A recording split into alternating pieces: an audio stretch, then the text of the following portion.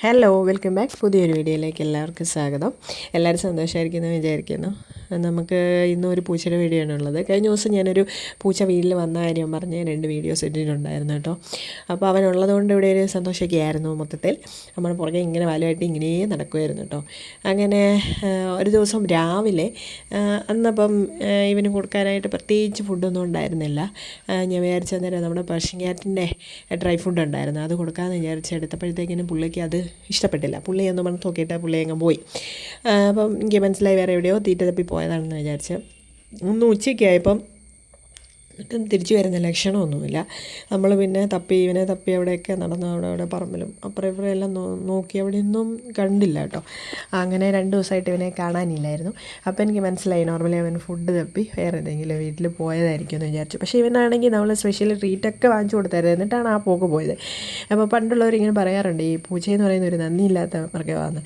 ഇവനെന്ന് മാത്രമല്ല, ഇവൻ പിന്നെ 2 ദിവസമായുള്ളൂ. ഇതിനു മുന്നേ വർഷങ്ങളോളം നിന്ന പൂച്ച. അപ്പോൾ നമ്മളൊരിക്കൽ ഹോസ്പിറ്റലിൽ അഡ്മിറ്റായി വീട്ടിലാരും ഇല്ലാതെ വന്നപ്പോൾ വീട് അടച്ചിട്ടപ്പോൾ ഇത് നോർമലി തീറ്റ തേടി വേറെ സ്ഥലങ്ങളിലായിട്ട് പോയി. അപ്പോൾ നമുക്ക് അങ്ങനെയൊരു സംഭവം ഉണ്ടെന്ന് നമുക്കറിയാം.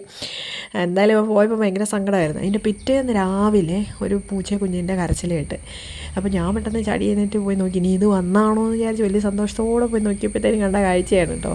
നമ്മുടെ കിറ്റാക്കുട്ടി പ്രസവിച്ചിട്ട് അതായത് 4 സ്ഥലങ്ങളിലായിട്ട് ഓരോ കുഞ്ഞ് കിടക്കുക. അതിൽ 1-2 കുഞ്ഞുങ്ങളാണ് ഈ കരയുന്നത്.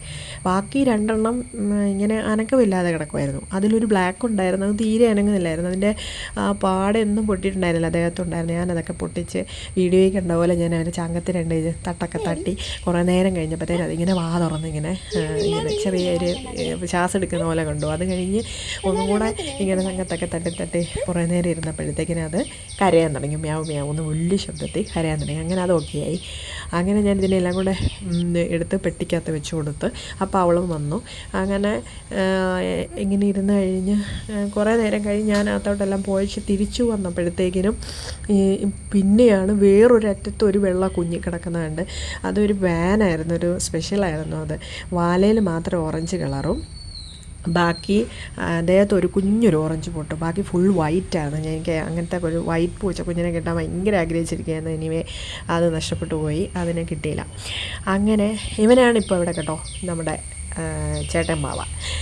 ഈ ലവിയാണിപ്പം, ഇവർ കരയുമ്പോഴൊക്കെ ലവിക്കാണ് ഭയങ്കര ആകാംക്ഷ കേട്ടോ. അങ്ങനെ കിറ്റാക്കുട്ടി ഒരു പണിയില്ലാതിരുന്ന സമയത്ത് കിറ്റാക്കുട്ടിക്ക് നല്ലൊരു പണിയായിട്ടുണ്ട്. ഇപ്പോൾ എല്ലാവരെയും കുളിപ്പീരും അതുങ്ങളെയും കെട്ടിപ്പിടിച്ച് ഭയങ്കര, നമ്മളിപ്പോൾ കാണാനൊക്കെ കൊണ്ട് ചെന്ന് കഴിഞ്ഞാൽ എല്ലാത്തിനെയും കൂടെ അങ്ങ് പൊതിഞ്ഞങ്ങ് പിടിക്കും. നമുക്കൊന്നും സ്വസ്ഥമായിട്ട് കാണാൻ ഒക്കത്തില്ല. പിന്നെ അവളെ കൊഞ്ചിക്കാനൊക്കെ പോയാൽ അവൾ സമ്മതിക്കും. നേരത്തെ ആണെങ്കിൽ അവൾക്കതൊന്നും ഇഷ്ടമല്ല, അവളെ തൊടുന്നതും അവളെ അടുത്ത് വയ്ക്കുന്നതൊന്നും ഇഷ്ടമല്ല. ഇവനാണെങ്കിൽ പുറത്തിരുന്ന് തള്ളയെ കളിക്കാൻ വിളിക്കുക കേട്ടോ. ഈ 2 പേർക്കും ഭയങ്കര സങ്കടമായിരുന്നു, അച്ഛനും മോനും. കാരണം ഇവൾ കുഞ്ഞുങ്ങളായിട്ട് അങ്ങ് അകത്ത് കയറിപ്പോയി പെട്ടിക്കകത്ത് കിടന്നു കഴിഞ്ഞപ്പോൾ അവർ 2 പേരും അങ്ങ് മാറി. കിമ്മും ഇണങ്ങിയിരിക്കുകയായിരുന്നു, ഇവനും അതെ. എനിവേ ഈ കുഞ്ഞു പിള്ളേർ ഈ പാല് കുടിക്കാനായിട്ടുള്ള തല്ല് നോക്കി ആദ്യമായിട്ടാണ് ഇങ്ങനൊരു ഇത്. കാരണം ഇവൾക്ക് ഇതുവരെ ഈ ലവിക്കുട്ടനൊക്കെ ഉണ്ടായപ്പോൾ 2 പേരുണ്ടായിരുന്നുള്ളൂ. അതിന് മുമ്പുണ്ടായപ്പോൾ ഒറ്റ കുട്ടിയേ ഉണ്ടായിരുന്നുള്ളൂ. അപ്പം വലിയ പ്രശ്നം ഉണ്ടായിരുന്നില്ല. പക്ഷേ ഇപ്രാവശ്യം വന്നപ്പോൾ 4 പേരായപ്പോഴത്തേനും അവർ തെല്ലും ബഹളമൊക്കെ ആയിട്ട് ഇങ്ങനെ കഴിഞ്ഞു പോട്ടോ. എന്തായാലും കുറച്ച് സന്തോഷമുള്ള ദിവസങ്ങൾ വീണ്ടും വന്നു. അപ്പോൾ തുടർന്ന് അവരുടെ വീഡിയോസ് ഇടാം കേട്ടോ. ഞാൻ ജസ്റ്റ് വെറുതെ ഒരു ചെറിയൊരു ഫോട്ടോഷൂട്ടൊക്കെ നടത്തിയായിരുന്നു കേട്ടോ. ആ ഫോട്ടോസാണ് നിങ്ങളിപ്പോൾ കാണുന്നത്. തീരെ പൊടിയായതുകൊണ്ട് അങ്ങനെ അധികം കയ്യിലെടുത്തില്ല, ജസ്റ്റ് ഒന്ന് അടുത്തൊക്കെ വെച്ചെന്ന് അത്രേ ചെയ്തിട്ടുള്ളൂ.